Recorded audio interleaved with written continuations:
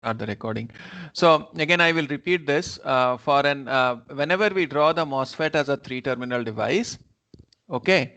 Whenever we draw the MOSFET as a three-terminal device, the inherent assumption is that the body is either connected to the lowest terminal, lowest potential of the circuit, or to the source in case of an NMOS. And in case of a PMOS, the body can be assumed to be connected to the highest potential of the circuit or to the source. Either of these two are valid, and the input output characteristics will be drawn.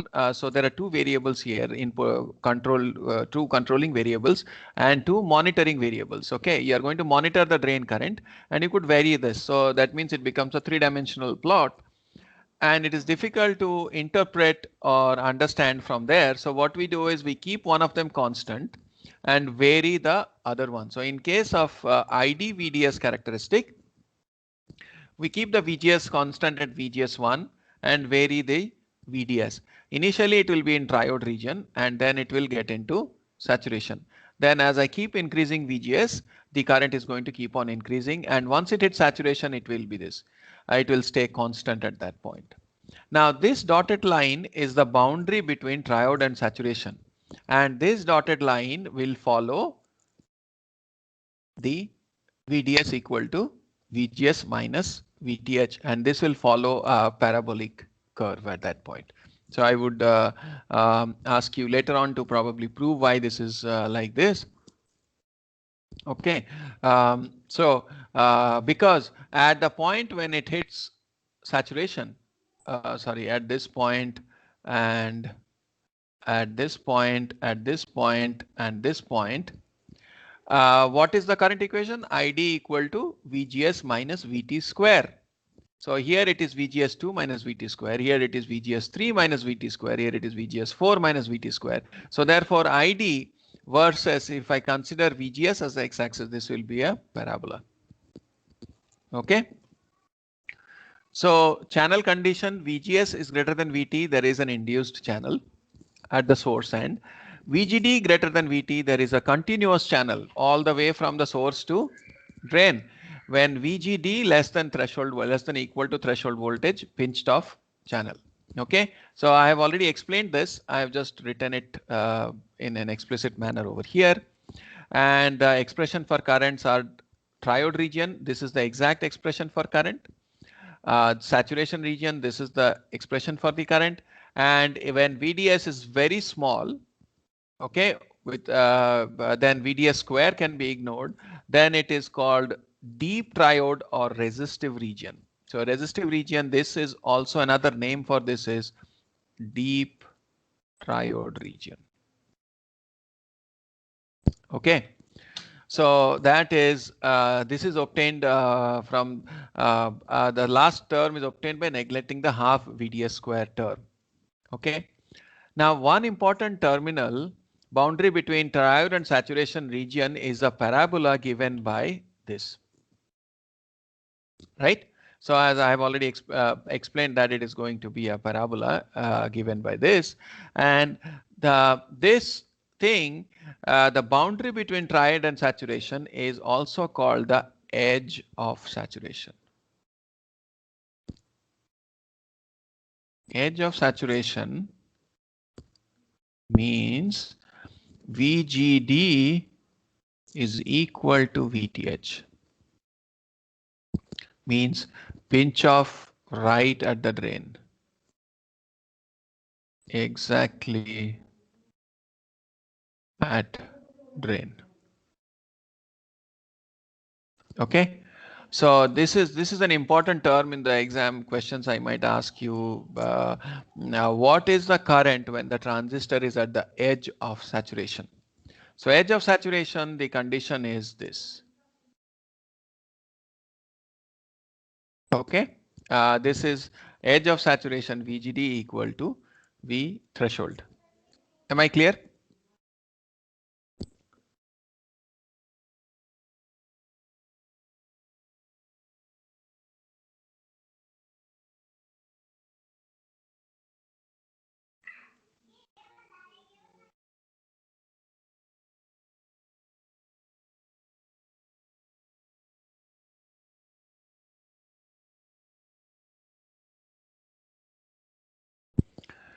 So now we will draw something. As a circuit designer, we have to draw the thing transistor not as a symbol, but more in terms of the circuit parameters. Now, whenever we are analyzing a circuit, we usually do two analysis. Okay, one is large signal analysis, and then the small signal analysis.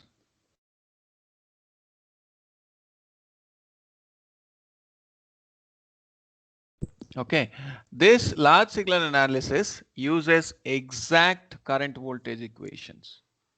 Exact current voltage equations.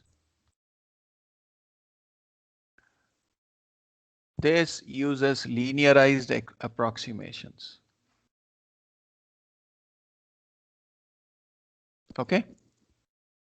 So as I said, the large signal model of the transistor in saturation, okay, is it behaves like a current source between drain and source, and the current is given by this. It's an exact CV current voltage characteristic, and between gate and source, it is acting like a capacitor. Okay, and this is the condition. Now let's take an example. If I have this circuit, calculate the bias current flowing through this transistor. If so how do you calculate this? So I have a voltage 1 volt here. Okay, gate source voltage is 1 volt. I've given the threshold voltage is 0.4. I've given you the aspect ratio over here, and we have given you the process transconductance parameter. So what is Kn here? Kn equal to 100 microamp per volt square times 2 by 0.18. This is the Kn, because Kn dash is this. Kn is equal to Kn dash times the aspect ratio. Now, if you are given this, calculate the bias current of M1. Can anybody tell me what should we do here?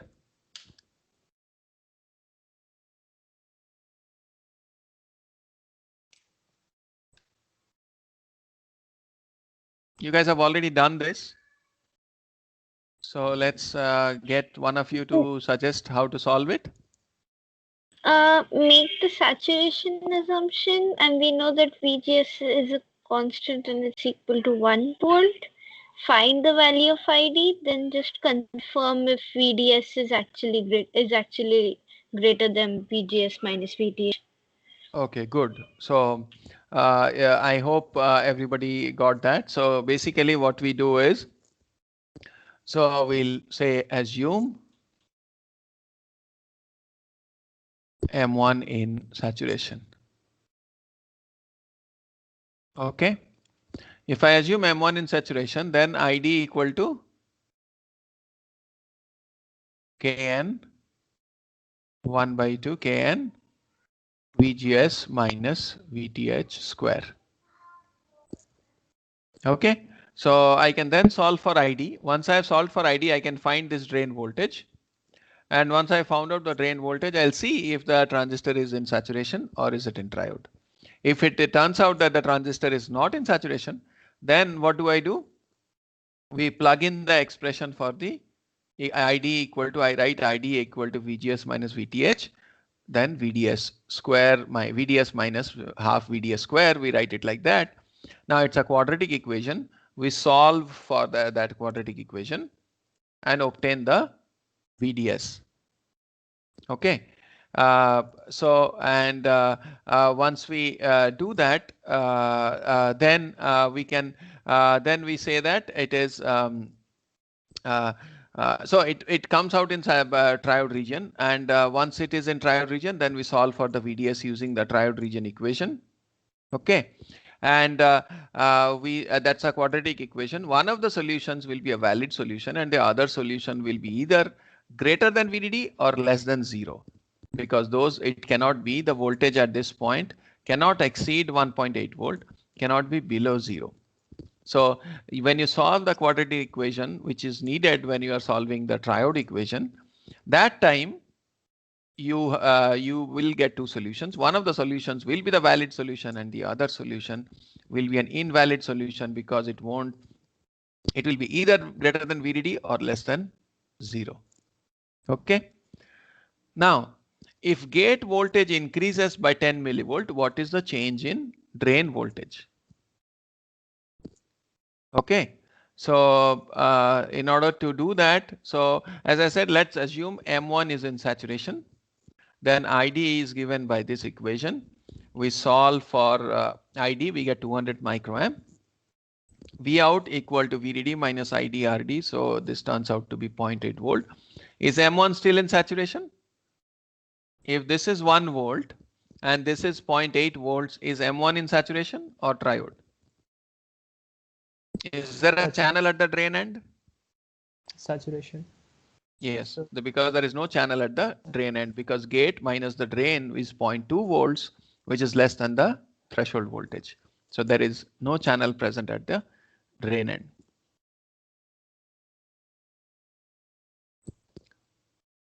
Now, if VGS increases by 10 millivolt, then new VGS is 1.01, correct? So ID will be given by this current, this value here. Again, assuming it is in saturation, and we'll confirm that it is still in saturation. We get this, fortunately it is. So change in V out is 34 millivolts. Change in V in is 10 millivolt. So therefore, we have an amplification. We have amplified the signal. I gave a 10 millivolt change at the input. I got a 34 millivolt swing at the output. So we have built an amplifier. Okay. So how does this amplifier work? Now let's look at it very closely. So what is the principle of operation of the amplifier in this scenario?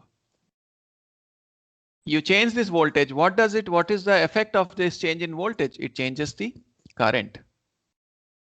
Okay. This change in current is made to flow through a load resistor to give you a change in voltage. So if you have a voltage in voltage out and you want to realize that using a transistor, it is a two-step process. So voltage to current conversion, and then current back to voltage conversion. So your voltage to current conversion is done through transistor. Okay. Current to voltage conversion is done through a resistor. And this current to voltage, this resistor is also called a load. Okay. Am I clear? Any questions?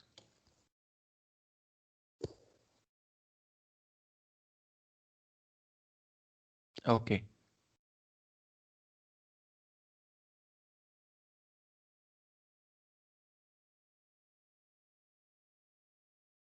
Now, as I had told you earlier, so voltage change gives a current change. The change in current flows through a resistor, giving change in the output voltage. So this is a two-step process. You change the voltage. If I want a voltage output, sometimes we want current output. We want a current amplifier, voltage to current conversion. That time we don't need to make it flow through a resistor. We get the current. Okay. And sometimes we want a current input and a voltage output. That time we'll do something else. And sometimes we want a current input and a current output. We'll do something else. We'll discuss all these different amplifier topologies, which are voltage in, voltage out, voltage in, current out, and current in, voltage out, and voltage in, current in and current out. So this is a voltage amplifier. The gain is dimensionless. This is a transconductor. So let me write it here. So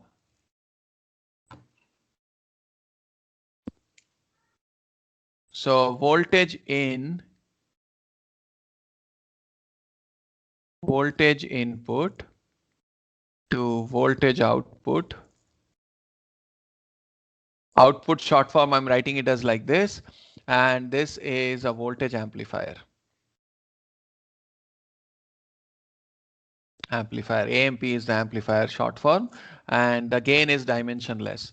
Now we can have voltage input. I'll shorten the input as IP, and we can have voltage output, resulting in a transconductor amplifier.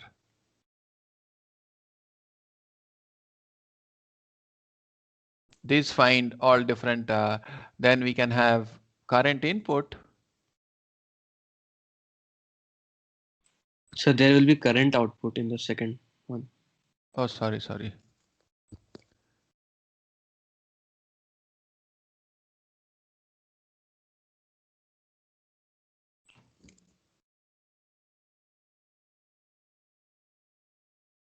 And current input and voltage output. This is a trans resistor.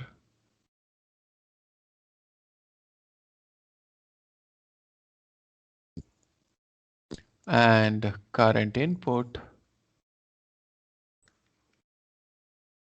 current output is a current amplifier.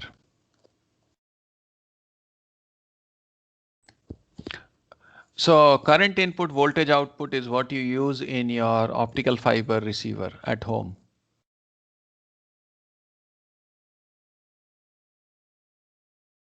Okay, the optical fiber signal is coming in light domain. The light is converted to electrical current. So through an LED, LED burns a current. That current gets amplified to generate a voltage, and finally you are able to see. Those of you who have an optical connection at home, you can see this geo fiber might be there. You will have something called box at home, which optical fiber is coming in, and then you can you are finally getting the signal that you are getting. Okay, does anyone have any optical fiber connection at home over here in the class? Yes. Yeah, please go and check there. So there is an optical cable coming and that goes to an LED. Okay, voltage input and current output is what happens is that when I'm transmitting a signal into the optical fiber cable, I'll pump in a current to the diode. Okay, so the voltage will be an input, the signal voltage that gets converted to current, that LED diode, that light is then transmitted to the optical fiber. Okay, so modulate the current flow, light intensity on the LED using that this thing. Current input and current output. There are a lot of applications of current amplifiers where you want to amplify the currents. So these find a huge amount of application there. Okay. A voltage amplifier and current amplifier, these are dimensionless. This has the dimension of 1 over ohms, and this is ohms. This is dimensionless. Dimensionless. And this is also dimensionless. Now, why do I bring in this dimensionless thing? Whenever you are solving any problem in the exam, please make sure that your dimensions make sense. If they do not, that means you have done something wrong. So do a dimensional analysis using the dimensions, and if the results are matching, okay, then your result might be correct. Not necessarily that it will be correct, at least that it should be dimensionally correct. Okay. So now I had told you what value of W over L places M1 at the edge of saturation. Now, what is the definition of edge of saturation? This means VGD equal to VTH. Channel is pinched off right at the drain. That's the definition we said. So that means this voltage is 1. Okay. So this voltage is going to be this minus 0.4.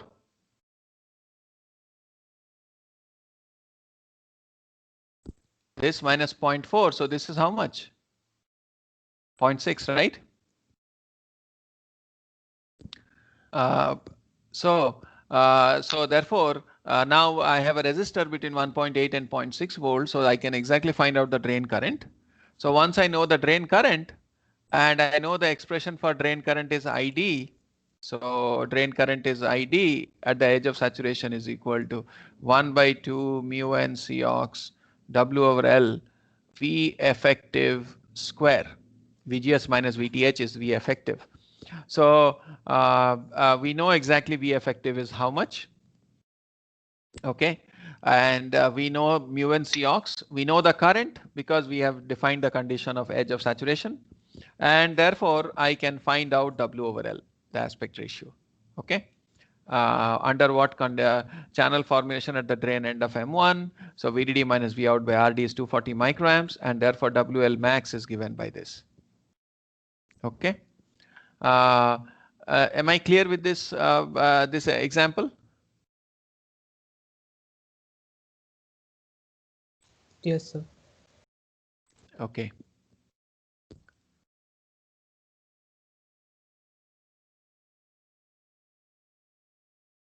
Sir, Yes. in the previous example, Yes.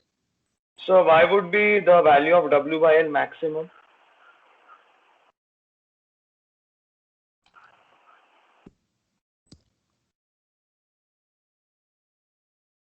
Okay. So what places, if I make W by L more than this, what happens to the current?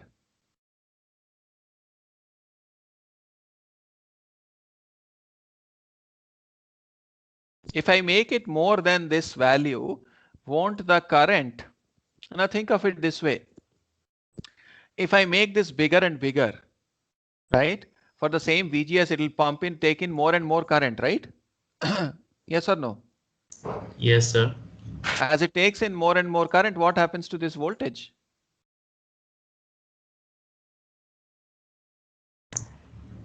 It's gonna reduce. Yes. If it it is going to reduce, then what happens to the mode of operation of the transistor?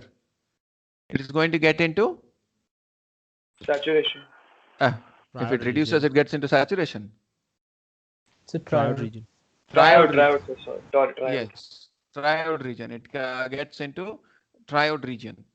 Now, once this, so that means if what is the maximum value of W over L at which it will maintain at saturation? Am I clear? So that's why we call it as the maximum W by L max. Does it answer your question? Yes, sir.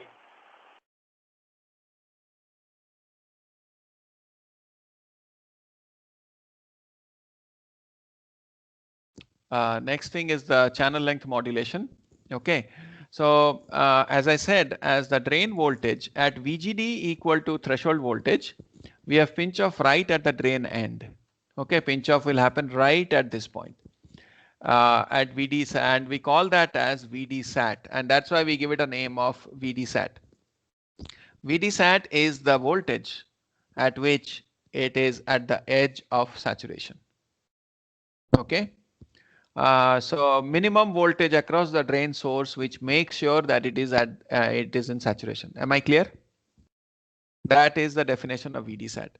If VDS increases beyond VDSAT, the channel pinch off point moves towards the source, so it keeps on moving, because at this point now VG minus this voltage will become equal to threshold voltage, and therefore there cannot be any channel. This at these points it is going to be less than threshold voltage. There cannot be any channel here. The additional voltage greater than VDSAT drops across the depletion region between the end of the channel and the drain region. Between this and this, VDS minus VDSAT drop is happening over here. Is this figure clear to everyone?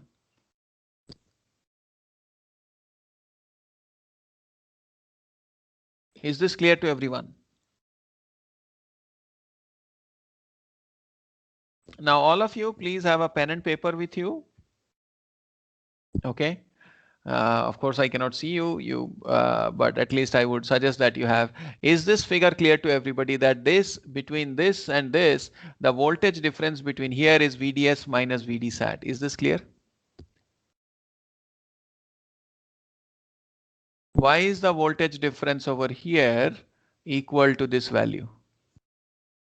So because at L minus del L, VDS is VDSAT. Exactly. At So this point, VX is VDSAT. Vx is VDSAT. Okay. Drops. So therefore, my electrical length of the transistor becomes L minus delta L. Now I know current in saturation is equal to ID is proportional to 1 by L, and now this L is known as electrical length.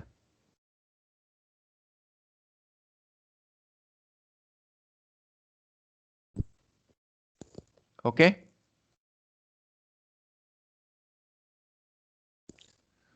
Okay.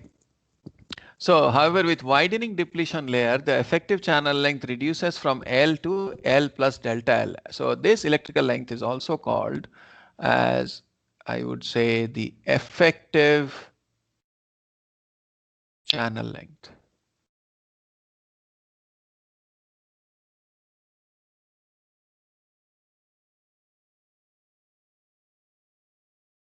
Okay. It is called the effective channel. This change in channel length is called channel length modulation. That means your drain source voltage is now modulating the electrical length or the effective channel length of the transistor. Now we know that ID is given by this. ID is inversely proportional to the channel length. ID increases with increase in VDS because this thing comes in the denominator. Okay, so now I can rewrite this drain current as I can take L common out of here. I can take L common and we have 1 minus delta L by L. Okay, so up to this point it's clear, everybody? Okay.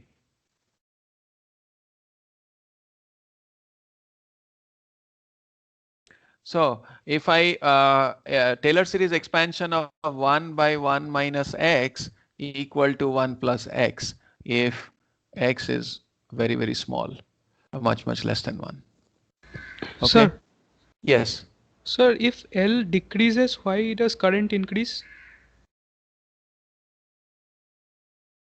If L decreases, so in the current decrease or increases? Increase. L decreases, the current will increase. Yeah, because L is in the denominator. But I am saying that suppose the current is actually going from source to drain, the actual geometric distance is still the same. Okay. But so how does the channel actually play the role? No, the thing is that it is so basically what happens is that the when we do that when we find out that current is what dq by dt, right? Yes, sir.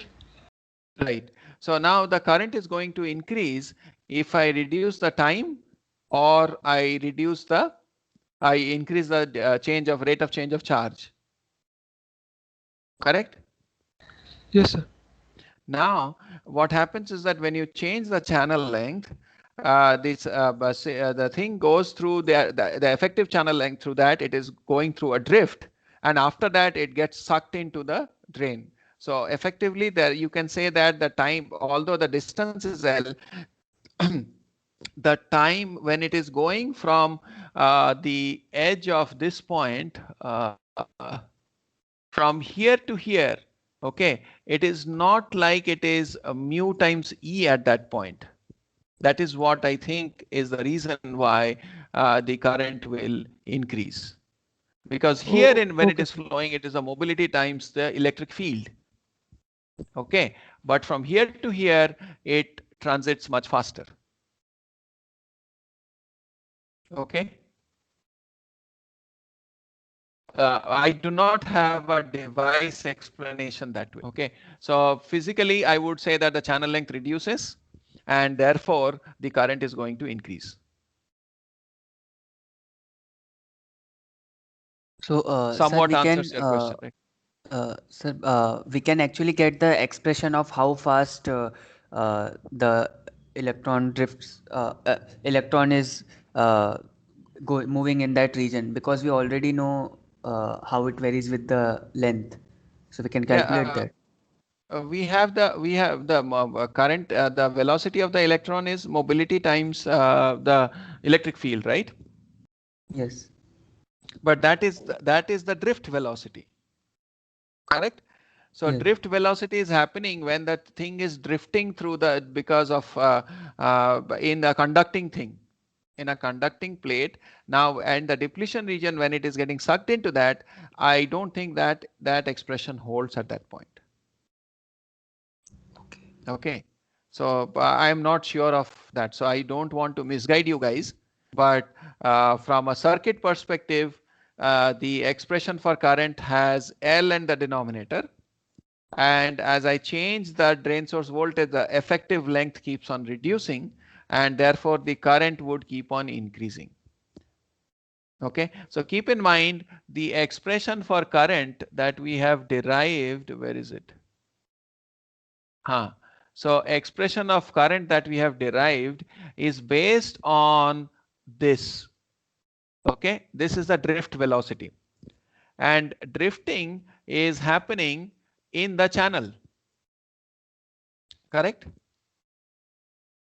After the channel, when the channel pinches off, there it is no more a drift velocity. So there is something else happening at that point. So the electron gets sucked in. So this expression is no more valid. So this expression is only valid in that wherever the channel is present. Am I clear? Sir, so can we say that we calculated how the resistance varies with the length previously? So can No, we but say that keep in mind it is not a resistor. A current source is not a resistor. You cannot see. Can you apply KVL? If I have a network and a current source is in a network, okay? Okay, and I have a voltage source here also. Can I apply KVL in this loop? No. Huh? No. Yes. Why not? Because by definition, this can behave like a current source for any voltage across it. Yeah. So I cannot apply KVL in the current source. Okay. Similarly, I cannot apply this voltage source sink in any amount of current. Correct? Yes. So that is what we have to be careful of when we are what we are using. So keep in mind this expression for the current that is flowing through the transistor is defined in the channel. Am I clear? Yes, now, sir. if you specifically want how it behaves in that, in between that, I'm not a devices guy and I don't want to misguide you. Okay, Sir, there is but one current person. is same through all the cross sections. So whatever it is in the channel, same should be in that depletion region as well. Exactly, it will be the same, right? But the current flowing through the channel is defined by this expression, right? Eventually, finally, it is defined by this expression, or in saturation, it is defined by this expression. Okay. Now, if I, as per this expression, if I keep changing the channel length, what is going to happen? Your drain current is going to keep on increasing. Am I clear? Does it make sense or no? Yes, sir. Sir, can we say that we are maintaining the same voltage across both the ends of the channel, and as we are decreasing the length, we are increasing the electric field? Perfect. That's a very, who is this guy? Sir, Vishwabasu Roy. That's a very good way of saying. Okay, I'm glad that you said it that way. Very nice. So what he said, okay, say it from here. So this voltage from here to here is the same, correct? If this keeps on moving, if this point moves here, that means I have the channel like this, then the current is going to be, this difference between these two is still the same, correct? So Biswabasu, please say it in your words. I like the way you said it.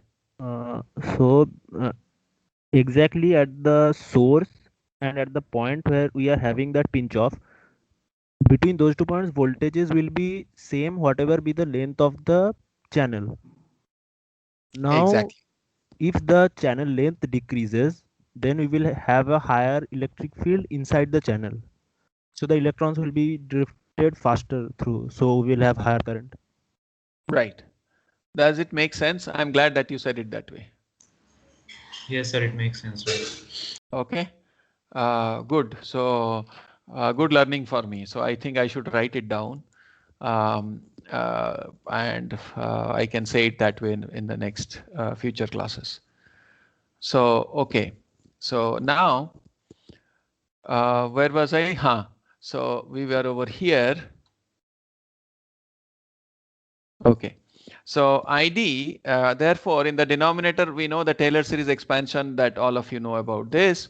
So we will have an expansion given. Therefore, the 1 by 1 minus delta L by L will turn out to be 1 plus delta L by L.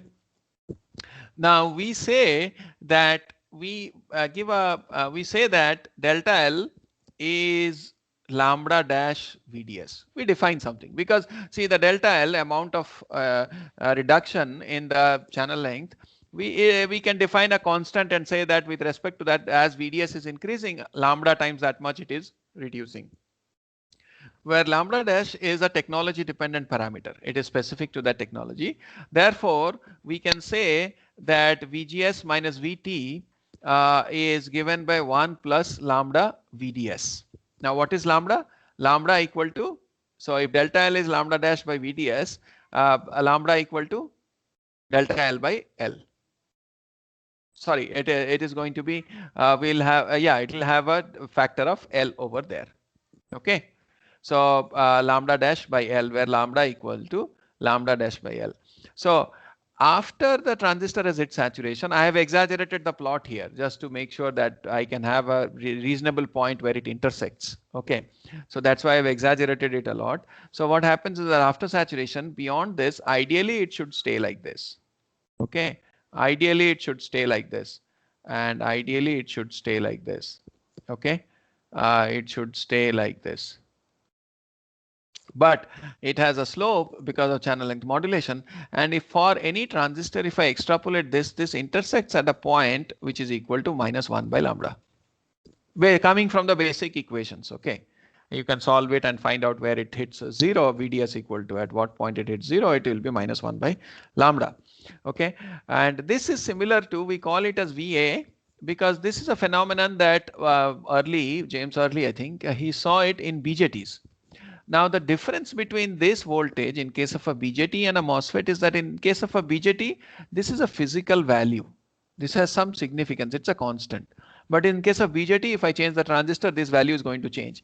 Now, why did we do this? Because we wanted to, in this course, we wanted to use similar models, exactly similar models from circuit perspective to analyze both BJT and MOSFET circuits.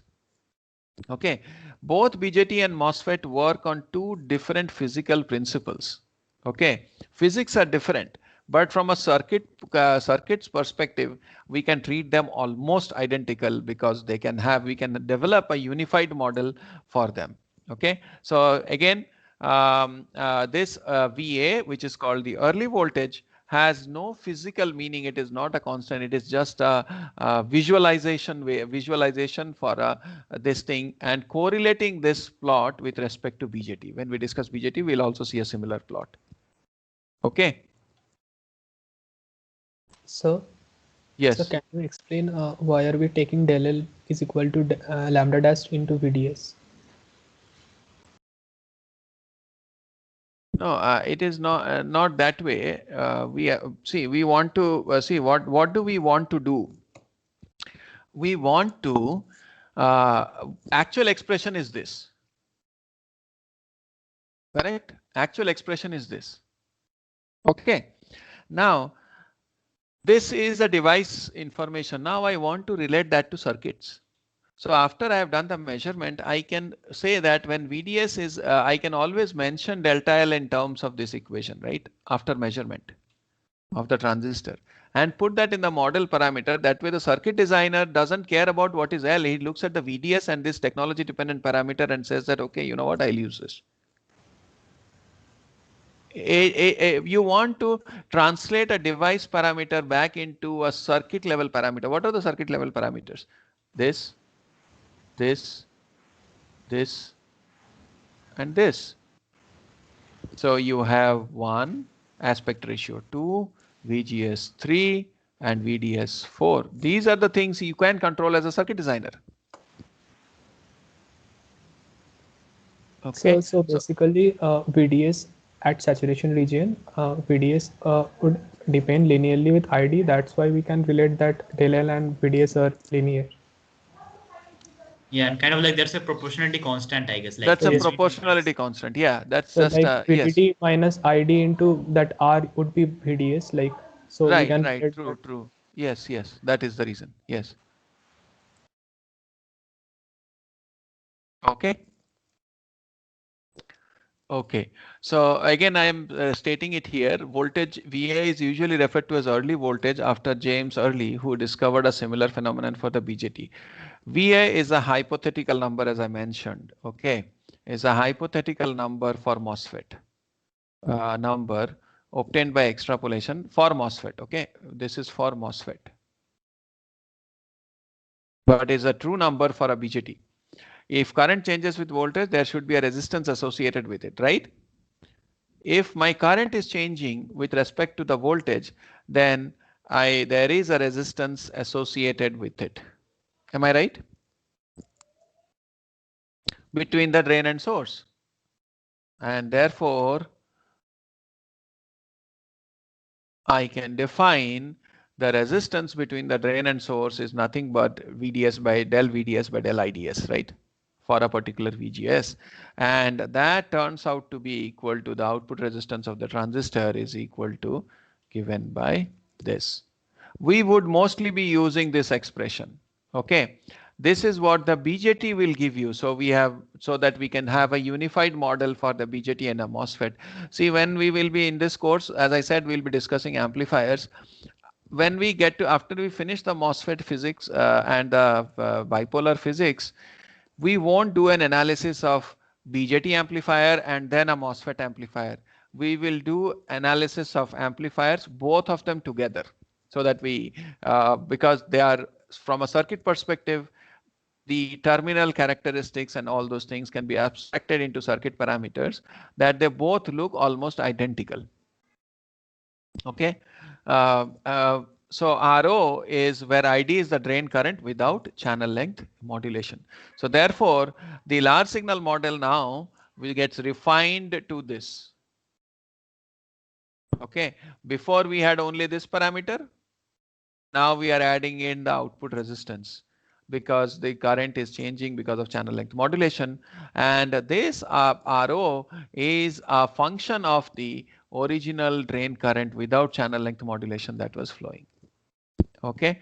So if I increase the drain current without channel length modulation, then my RO is going to reduce.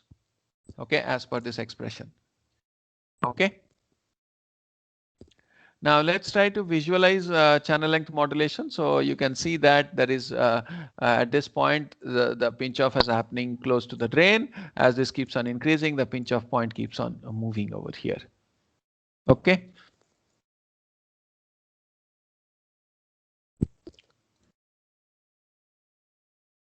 Now one important thing that I want you to remember here is the amount by which this moves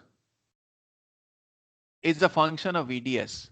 If this distance and this distance is larger, if I have a longer channel versus a shorter channel, then delta L by L here is greater than delta L by L over here, because delta L is the same, but so here it is delta L by L1, delta L by L2. So this is going to be, so the longer channel devices will have a smaller slope versus a shorter channel devices has a larger slope.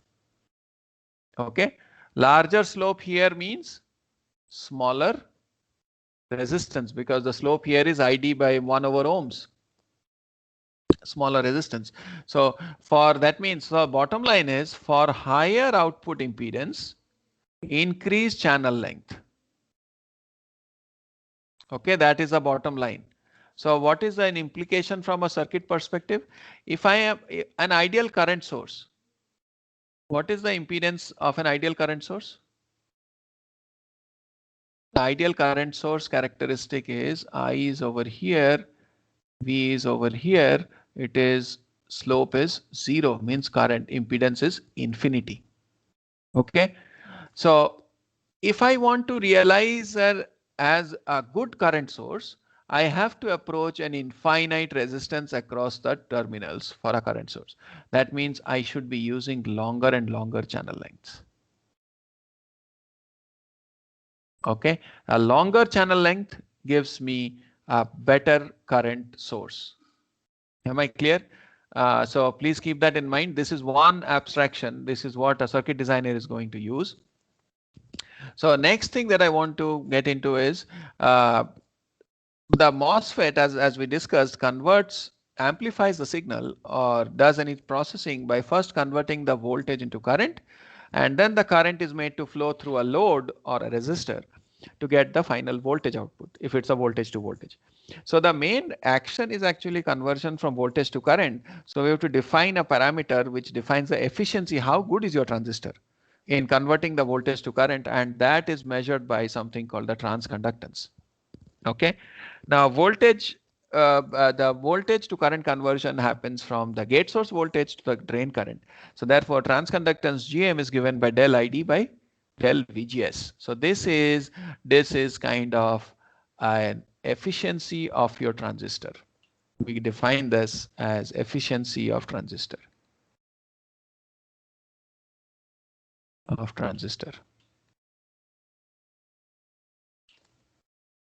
Okay, for transistor in saturation, we have this is the efficiency of the transistor. So you can see that if I want a higher efficient transistor, I should go for wider channel length, wider width, smaller channel length. Okay, this is in contrast to when I want to realize a current source. Okay, so when I want to realize use a transistor as a current source, I should have longer channel length because I want current to be current to remain constant. It should stay as this slope should be as small as possible. But when I want it to be an efficient voltage to current converter, I want to have lower channel length.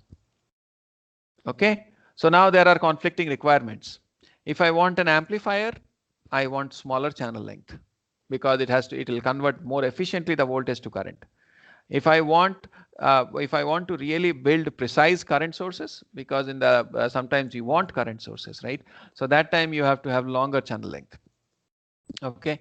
Now, if I would suggest that you can use using the expression for current, which is ID equal to 1/2 mu n Cox W over L VGS minus VTH whole squared 1 plus lambda VDS now, right? This is the exact expression for the current. Now, using this expression, you could actually, for now, let us ignore the channel length modulation for the GM expressions for now. So let's ignore this. Okay, so in that case, using these two expressions, you can obtain GM expression like this and GM expression like this. These are two alternative expressions for GM. Now, why do we have this? Because we have to design circuits.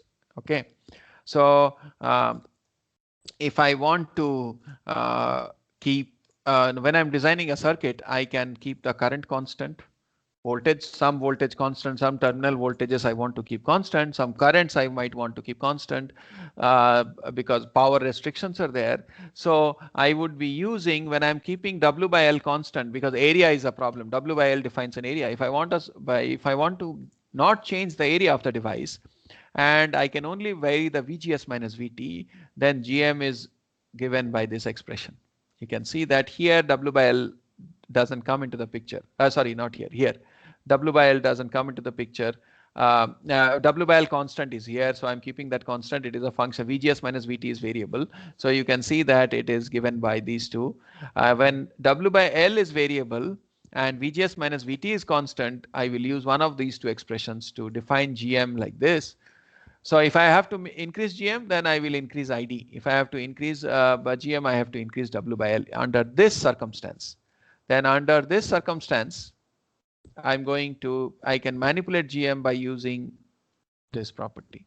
So these are three interchangeable equations. So we can call this as equation 1 and equation 2 and equation 3. These can be obtained by substituting this and using these two expressions. Use these two expressions to solve / manipulate to obtain 2 and 3. So I can, with an example later on in, but this has to be done through simulations. So I don't want to get into difficult and tell you in theoretical way. So if I do it using LTSpice, if people are interested, we can show which thing I'm going to use on what scenario. So that will, let's see when I can get into the LTSpice experiments and all. Okay. So now what did we, so basically what from the physics model, we are now trying to get to a point from the physics of the thing. Now we have abstracted certain parameters of the transistor, and we are now going to draw the transistor from a circuit perspective. Then the physics part, we do not have to worry about. We should know the basic physics on what principle the current flows, okay, and how the current flows, and how the terminal characteristics are, what is the expression for current. But then finally we should be able to abstract that into a circuit parameter. For example, what we did is, just like in the large signal model, we found out that the current was changing. So then we abstracted that to a circuit parameter, RO. Okay. Similarly, we have got the transconductance, and then we'll discuss next week the small signal model, and we'll finish off the rest of it. So at this point, I think I'll stop now.